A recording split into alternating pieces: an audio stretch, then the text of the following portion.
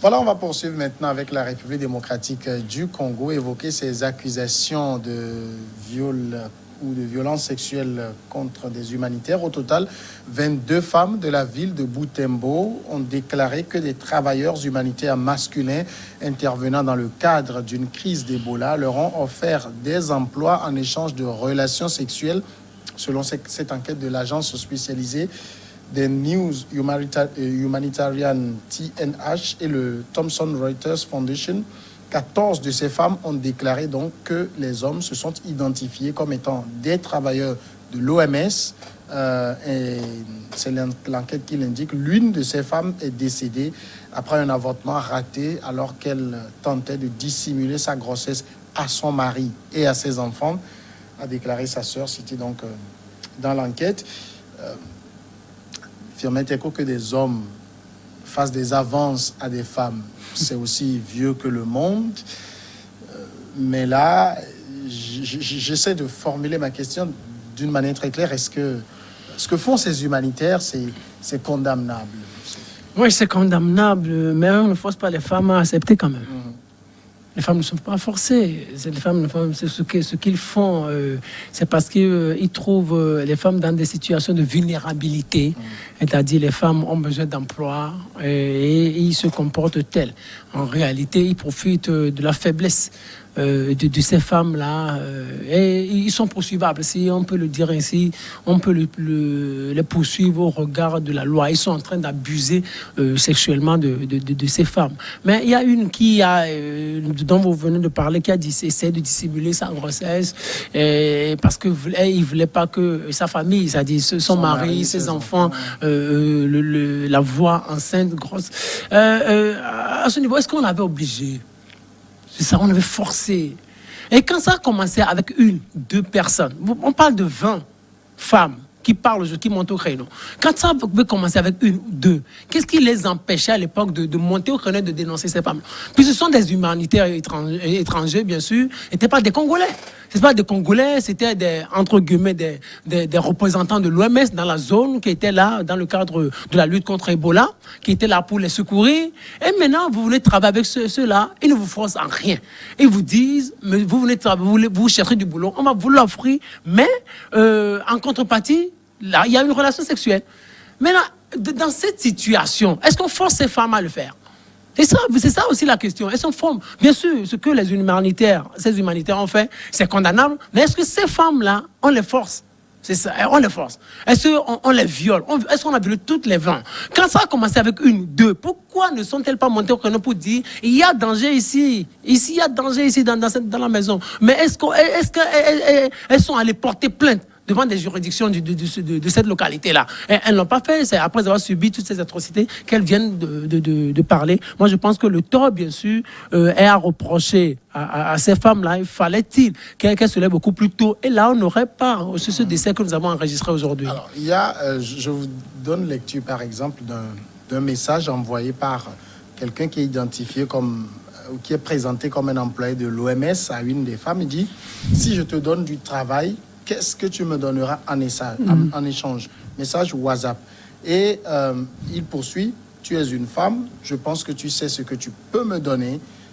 La femme donc a déclaré avoir eu des relations sexuelles avec le monsieur et a été employée à l'OMS en tant que femme de ménage avant de tomber enceinte et d'avoir été forcée à avorter, ce qui a conduit à sa mort. Mais là, est-ce qu'il y a quelque chose de coupable pour cet homme qui a fait ça? Il fait du chantage, on peut le dire. Il abuse un peu. Il fait de l'abus. Oui, de sa position. Vous savez, excusez-moi, quand on parle des femmes abusées, surtout au niveau des services, et même en train de chercher de l'emploi, c'est effrayable.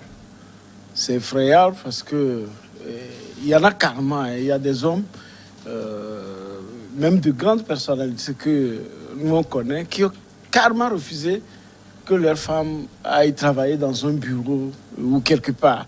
Ici, on ne parle même pas des emplois précaires des Nations Unies. Ici, on parle même des emplois stables, où vous allez laisser votre épouse aller chercher du travail.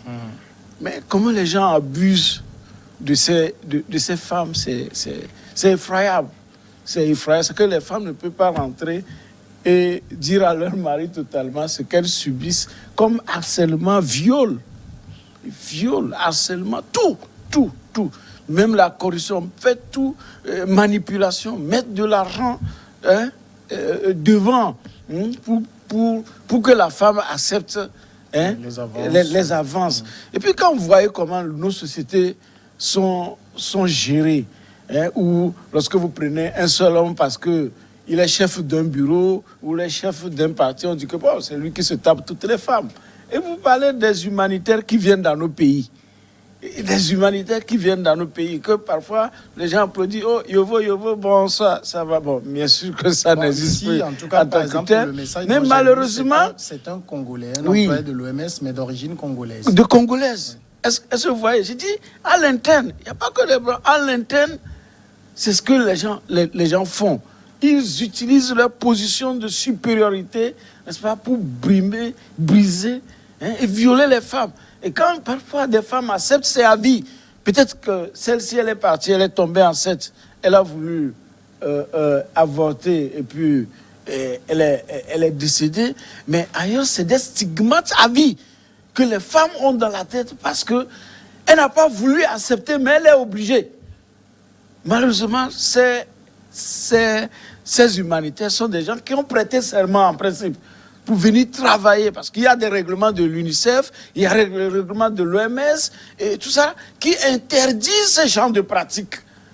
Mais, comme nos pays ont refusé, les dirigeants ont démissionné devant leurs responsabilités de donner l'emploi, la dignité à leur population. Qu'est-ce que vous voulez? On envoie n'importe qui, et il arrive un saligo qui descend de quelque part, parce que c'est maintenant qu'il a son premier salaire, son gros salaire. Et quand vous voyez combien ces gens qu'on recrute localement sont payés. Donc vous pensez que ces femmes sont victimes? Je dis, Firmin vient de les accuser. Je dis, Firmin ne sait pas encore ce qu'on appelle une femme. Ok, d'accord. Ce dont les femmes sont victimes. Vous dites qu'il y a une qui a vécu, deux ont vécu, mais toutes n'étaient pas ensemble. Et parfois ne se changent pas. Lorsque arrivent ce genre de choses, vous savez, je dis que c'est des stigmates. La femme, elle a honte, elle ne peut pas en parler. Elle ne peut pas en parler, même à sa meilleure amie. Oui. Francis Napokola, excusez-moi, vous avez une femme, bien sûr. Vous êtes un homme responsable. Et du jour au lendemain, votre femme subit peut-être du harcèlement au boulot.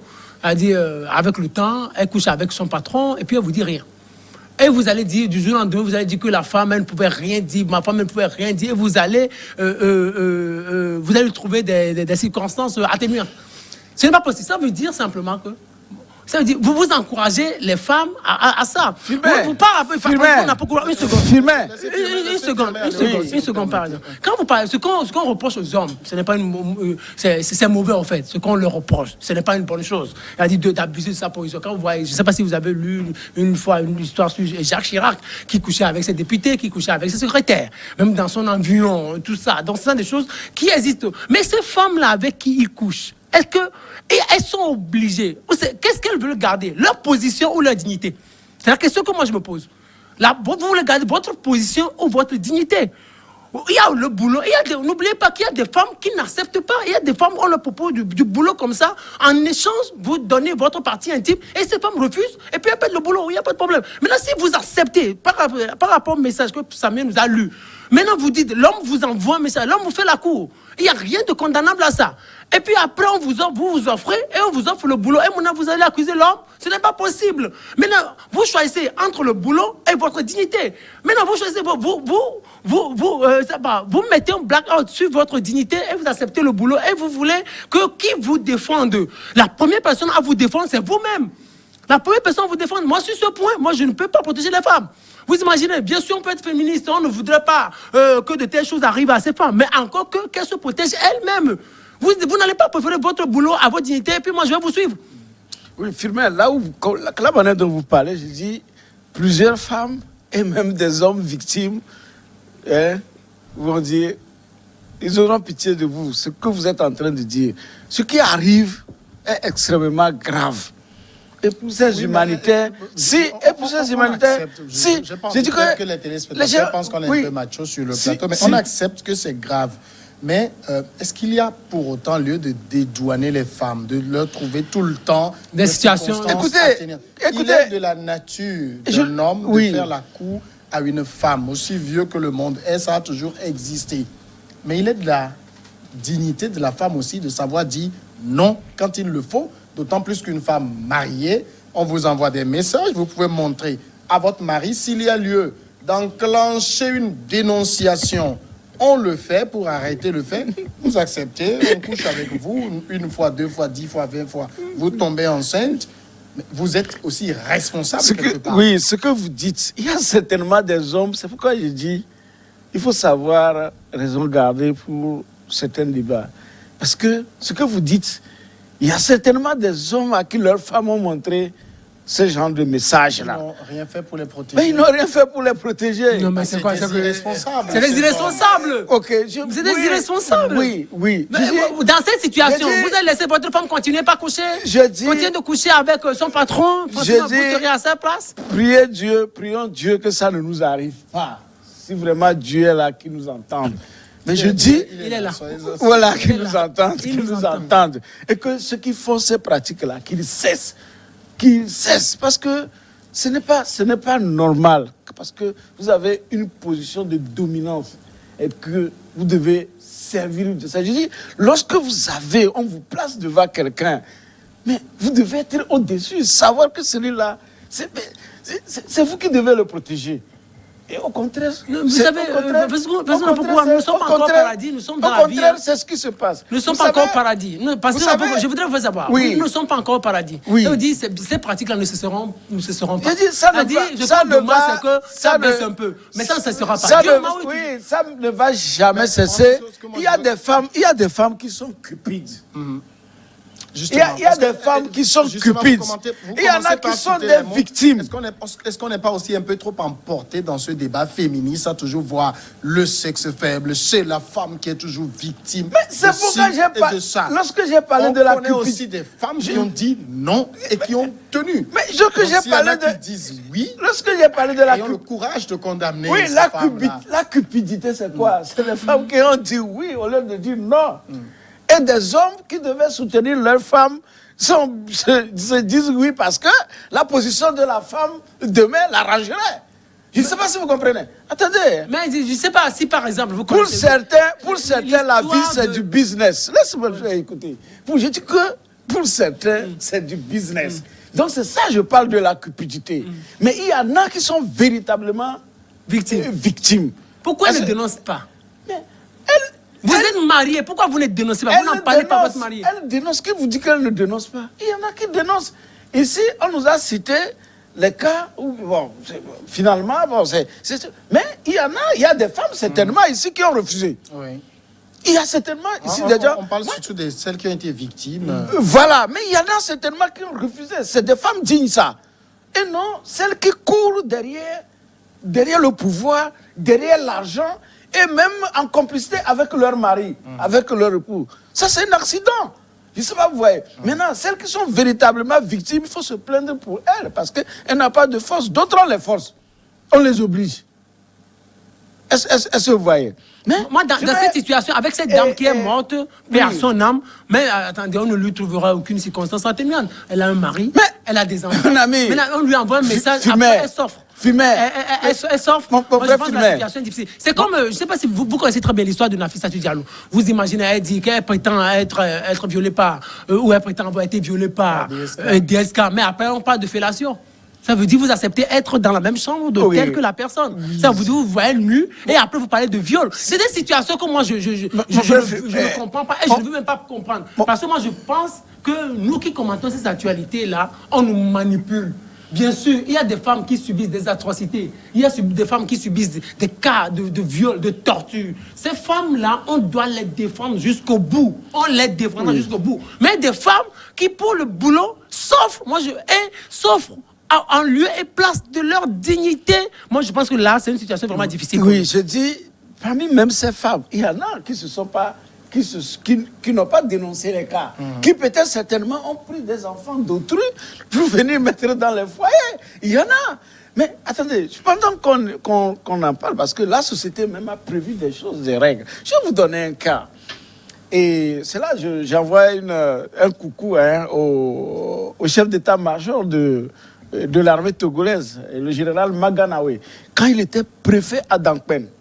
Vous savez que dans ces genres de choses, même les gens, surtout les gens qui font les routes, les puits, et dans des pays, on a vu les enfants, les Yémen, choses, vous allez dans les Sotoba, vous trouvez des enfants chinois qui sont là, qui n'ont pas de père. On en a vu, il y en a, c'est nombreux à Yémen, et choses, à Palimé, tout ça là, il y en a. Mais partout où il y a des travaux publics, il y a de ces gens d'abus, soit c'est des chefs chantiers, ou soit même qui dérobent des femmes d'autrui. Mais quand on faisait la route et Kabou-Dankpen, c'était la société GER qui le faisait. Ils ont vu les dégâts qu'ils ont fait autour de Bassar. Quand la société devait commencer la route Kabou-Dankpen, le général Maganawe a appelé les responsables de GER, même à conférer en réunion avec les troupes qui étaient déployées sur le terrain, c'est-à-dire que les manœuvres, les ouvriers, pour leur parler. Ici, vous êtes en pays Kokomba. En pays Kokomba, on ne touche pas à la fille de quelqu'un. La fille de quelqu'un qui vient de naître aujourd'hui, là, c'est la femme de... Je ne sais pas si vous comprenez. La fille que vous voyez là, la petite là, qui vient de naître aujourd'hui, c'est la femme de quelqu'un. Si quelqu'un touche à la fille de quelqu'un et quelque chose lui arrive, il est responsable de ses propres turpitudes. Le général Maganawe l'a fait. Ailleurs, les gens sont passés, les préfets ne l'ont pas fait. Mais lui connaissait ce qu'il y avait sur le terrain dans Guérenkouka et il l'a fait. Quand il l'a fait, mais les gens sont venus, ils ont respecté les femmes. Je ne sais pas si vous voyez, mais par rapport à ça, les ouvriers n'ont pas abusé des petites filles. Bon, même s'il y a des brebis galeuses, mais ça n'a pas été comme ce qui s'est passé ailleurs. Voilà comment, lorsque on est même chef des localités, comment on peut agir pour prévenir certaines choses et préserver les foyers. Vous venez, les gens, les fonctionnaires arrivent, ils partent et puis c'est les foyers qui sont brisés. Ce n'est pas normal. La pause maintenant et puis le dernier sujet après.